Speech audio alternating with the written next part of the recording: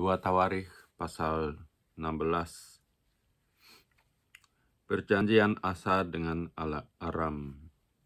Pada tahun ke-36 pemerintahan Asa, majulah Baesa, Raja Israel, hendak berperang melawan Yehuda.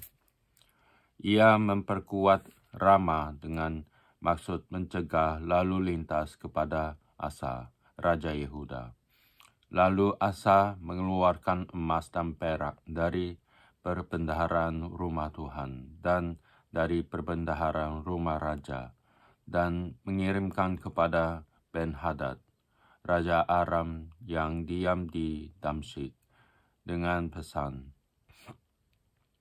"Ada perjanjian antara aku dan engkau, antara ayahku dan ayahmu. Ini ku kirim emas dan perak kepadamu. Marilah batalkanlah perjanjianmu dengan Baesa, Raja Israel, supaya ia undur daripadaku."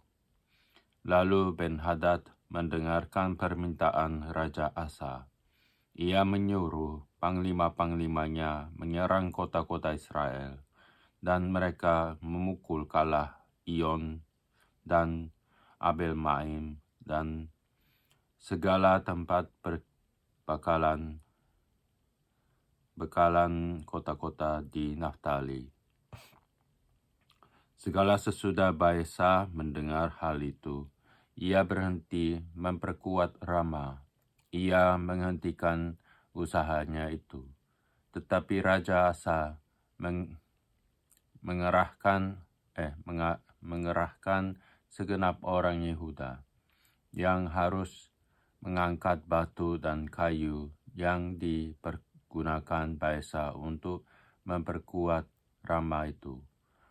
Ia mempergunakannya untuk memperkuat Geba dan Mizpah.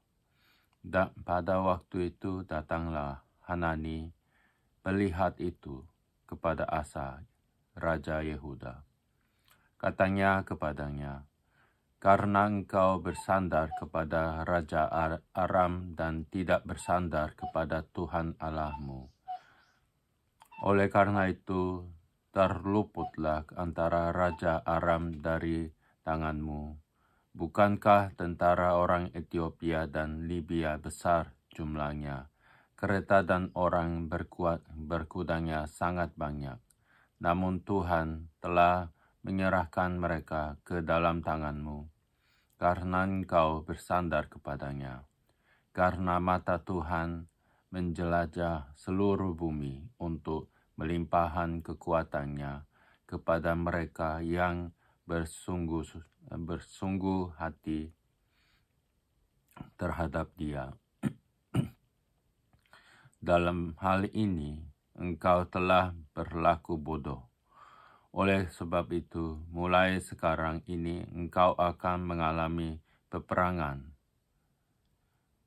Maka sakit hatilah Asa karena perkataan pelihat itu, sehingga ia memasukkannya ke dalam penjara. Sebab memang ia sangat marah terhadap dia karena perkara itu. Pada waktu itu Asa menganiaya juga beberapa orang dari rakyat. Sesungguhnya riwayat Asa dari awal sampai akhir tertulis dalam kitab Raja-Raja Yehuda dan Israel. Pada tahun ke-39 pemerintahannya, Asa menderita sakit pada kakinya yang kemudian menjadi semakin parah. Namun dalam kesakitannya itu, ia tidak mencari pertolongan Tuhan, tetapi pertolongan tabib. Kemudian Asa mendapat perhentian bersama-sama nenek moyangnya. Ia mati pada tahun ke-41 pemerintahannya dan dikuburkan di kuburan yang telah digali baginya di kota Daud. Mereka membaringkannya di atas petiduran yang penuh dengan rempah-rempah dan segala macam rempah-rempah campuran yang dicampur menurut cara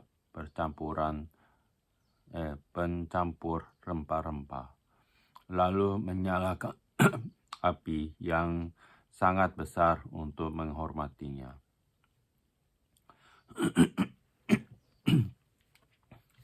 Pasal 17. Raja Yosafat pengokohan kerajaan. Maka Yosafat, anaknya, menjadi raja menggantikan dia. Sebagai pemimpin Israel, ia memperkuat dirinya dengan menempatkan tentara di semua kota yang berkubu di Yehuda dan pasukan-pasukan pendudukan di tanah Yehuda, serta di kota-kota Efraim yang direbut oleh Asa ayahnya. Dan Tuhan menyertai Yosafat, karena ia hidup mengikuti jejak yang dahulu dari Daud pada leluhurnya, dan tidak mencari Baal-Baal, melainkan mencari Allah ayahnya. Ia hidup menurut perintah-perintahnya, dan tidak berbuat seperti Israel. Oleh sebab itu, Tuhan mengokohkan kerajaan yang ada di bawah kekuasaannya. Seluruh Yehuda memberikan persembahan kepada Yosafat, sehingga ia menjadi kaya dan sangat terhormat. Dengan tabah hati ia hidup menurut jalan yang ditunjukkan Tuhan. Pula ia menjauhkan dari Yehuda segala bukit pengorbanan dan tiang berhala. Pada tahun ketiga pemerintahannya, ia mengutus beberapa pembesarnya, yakni Ben-Hail, Obadya, Zakaria, Netaneel, dan Mika, untuk mengajar di kota-kota Yehuda.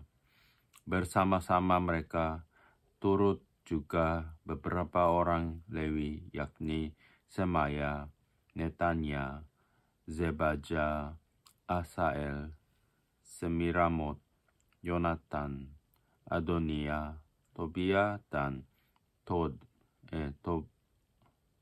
Adonia, disertai imam-imam Elisama dan Yoram. Mereka memberikan pelajaran di Yehuda dengan membawa kitab Taurat Tuhan. Mereka mengelilingi semua kota di Yehuda sambil mengajar rakyat. Ketakutan yang dari Tuhan menimpa semua kerajaan di negeri-negeri sekeliling Yehuda, sehingga mereka tidak berani berperang melawan Yosafat. Dari antara orang-orang Filistin, ada yang membawa kepada Yosafat persembahan dan perak sebagai upeti. Juga orang-orang Arab membawa kepadanya kambing domba jantan 7.700 ekor, dan kambing jantan 7.700 ekor. Yosafat makin lama makin kuat, menjadi luar biasa kuat. Di Yehuda ia membangun benteng-benteng dan kota-kota perbekalan. Banyak perbekalannya di kota-kota Yehuda. Orang-orang perangnya ada di Yerusalem. Semuanya pahlawan yang gagah perkasa. Inilah daftar kesatuan mereka menurut puak-puak mereka. Panglima-panglima dari Yehuda ialah Panglima Adna dengan 300.000 pahlawan yang gagah perkasa. Di samping dia Panglima Yohanan dengan 280.000 orang.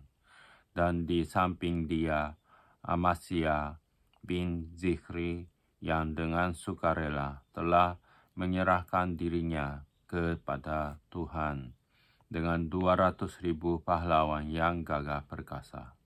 Dan dari Benyamin ialah Eliada, seorang pahlawan yang gagah perkasa, dengan 200.000 orang yang bersenjatakan busur dan perisai. Di samping dia Yozabad dengan 180.000 orang yang bersenjata untuk berperang.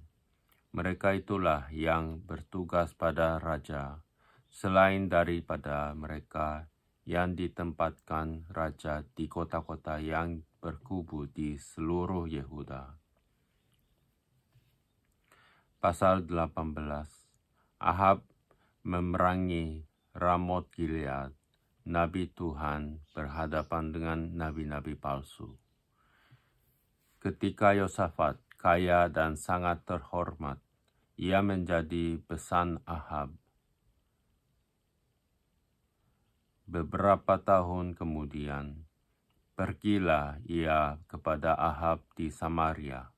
Ahab menyembelih banyak kambing, domba, dan lembu sapi untuk dia dan rombongannya, dan mengajaknya untuk menyerang Ramot Gilead.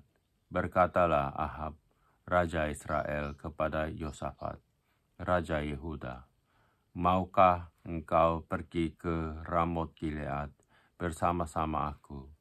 Jawabnya kepadanya, "Kita sama-sama, aku dan engkau, rakyatmu dan rakyatku. Aku akan bersama-sama engkau di dalam perang." Tetapi Yosafat berkata kepada Raja Israel, "Baiklah, tanyakan dahulu firman Tuhan." Lalu Raja Israel mengumpulkan para nabi, 400 orang banyaknya. Kemudian bertanyalah ia kepada mereka, "Apakah kami boleh pergi berperang melawan Ramot Gilead, atau aku membatalkannya?" Jawab mereka, "Majulah, Allah akan menyerahkannya ke dalam tangan raja." Tetapi Yosafat bertanya, "Tidak adakah lagi di sini seorang nabi Tuhan, supaya dengan perantaranya kita dapat meminta petunjuk?" Jawab Raja Israel kepada Yosafat, "Masih ada seorang lagi yang dengan perantaraannya dapat diminta petunjuk Tuhan, tetapi aku membenci dia, sebab tidak pernah ia menubuatkan yang baik tentang aku, melainkan selalu malapetaka. Orang itu ialah Mikha bin Yimla." Kata Yosafat, "Janganlah raja berkata demikian." Kemudian Raja Israel memanggil seorang pegawai istana. Katanya, "Jemputlah Mikha bin Yimla dengan segera." Sementara Raja Israel dan Yosafat, Raja Yehuda, duduk masing-masing di atas takhtanya dengan pakaian kebesaran di suatu tempat pengirikan di depan pintu gerbang Samaria. Sedang semua nabi itu bernubuat di depan mereka. Maka Zedekia bin Kenaana membuat tanduk besi, lalu berkata, "Beginilah firman Tuhan, dengan ini engkau akan menanduk Aram sampai engkau menghabiskan mereka." Juga semua nabi itu bernubuat demikian, katanya, "Majulah ke Ramot Gilead dan engkau akan beruntung. Tuhan akan menyerahkannya ke dalam tangan raja." Suruhan yang pergi memanggil Mikha itu berkata kepadanya, "Ketahuilah, nabi-nabi itu sudah sepakat meramalkan yang baik bagi raja. Hendaklah engkau juga berbicara seperti seolah salah seorang daripada mereka, dan meramalkan yang baik." Tetapi Mikha menjawab, Demi Tuhan yang hidup, sesungguhnya apa yang akan difirmankan Allahku itulah yang akan kukatakan. Setelah ia sampai kepada raja, bertanyalah raja kepadanya, Mikha, apakah kami boleh pergi berperang melawan Ramot Gilead, atau aku membatalkannya? Jawabnya, majulah dan kamu akan beruntung, sebab mereka akan diserahkan ke dalam tanganmu. Tetapi raja berkata kepadanya, sampai berapa kali aku menyuruh engkau bersumpah, supaya engkau mengatakan kepadaku tidak lain dari kebenaran. Lalu jawabnya, telah kulihat seluruh Israel bercerai-berai di gunung-gunung seperti kambing domba yang tidak mempunyai gembala. Sebab itu Tuhan berfirman, mereka ini tidak punya Tuhan. Baiklah masing-masing pulang ke rumahnya dengan selamat. Kemudian Raja Israel berkata kepada Yosafat, bukankah telah kukatakan kepadamu, tidak pernah ia menubuatkan yang baik tentang aku, melainkan hanya malapetaka. Kata Mikha, sebab itu dengarkanlah firman Tuhan. Aku telah melihat Tuhan sedang duduk di atas tahtanya, dan segenap tentara surga berdiri di sebelah kanannya dan di sebelah kirinya. Dan Tuhan berfirman, siapakah yang akan membujuk Ahab, Raja Israel, untuk maju berperang, supaya ia tewas di Ramot Gilead? Maka yang seorang berkata begini, yang lain berkata begitu. Kemudian tampillah suatu roh, lalu berdiri di hadapan Tuhan. Ia berkata, aku ini akan membujuknya. Tuhan bertanya kepadanya, dengan apa? Jawabnya, aku akan keluar dan menjadi roh dusta dalam mulut semua nabinya. Ia berfirman, biarlah engkau membujuknya dan engkau akan berhasil pula. Keluarlah dan perbuatlah demikian. Karena itu sesungguhnya Tuhan telah menaruh roh dusta ke dalam mulut nabi-nabimu ini. Sebab Tuhan telah menetapkan untuk menimpakan malapetaka kepadamu. Sesudah itu tampillah Zedekia bin Kenaana. Ditampaknya lah pipi Mikha, serta berkata, bagaimana mungkin roh Tuhan pindah daripadaku untuk berbicara kepadamu? Tetapi Mikha menjawab, sesungguhnya engkau akan melihat pada hari engkau lari dari satu kamar ke kamar yang lain untuk menyembunyikan diri. Berkatalah Raja Israel, tangkaplah Mikha, bawa dia kembali kepada Amon, penguasa kota, dan kepada Yoas, anak raja, dan katakan, beginilah titah raja. Masukkan orang ini dalam penjara dan beri dia makan roti dan minum air serba sedikit sampai aku pulang dengan selamat. Tetapi jawab Mikha, jika benar-benar engkau pulang dengan selamat, tentulah Tuhan tidak berfirman dengan perantaranku. Lalu disambungnya, dengarlah hai bangsa-bangsa sekalian. Sesudah itu majulah Raja Israel dengan Yosafat, Raja Yehuda, ke Ramot Gilead. Raja Israel berkata kepada Yosafat, aku akan menyamar dan masuk pertempuran, tetapi engkau pakailah pakaian kebesaranmu. Lalu menyamarlah Raja Israel Kemudian mereka masuk ke pertempuran. Adapun raja negeri Aram telah memberi perintah kepada para panglima pasukan keretanya demikian. Janganlah kamu berperang melawan sembarang orang, melainkan melawan Raja Israel saja. Segera sesudah para panglima pasukan kereta itu melihat Yosafat, mereka berkata, "Itu Raja Israel." Lalu mereka mengepung dia untuk menyerang dia. Tetapi Yosafat berteriak dan Tuhan menolongnya. Allah membujuk mereka pergi daripadanya. Segera sesudah para panglima pasukan kereta itu melihat bahwa dia bukanlah Raja Israel, maka undurlah mereka daripadanya. Tetapi seorang menarik panahnya dan menembak dengan sembarangan saja, dan mengenai Raja Israel di antara sambungan baju zirahnya.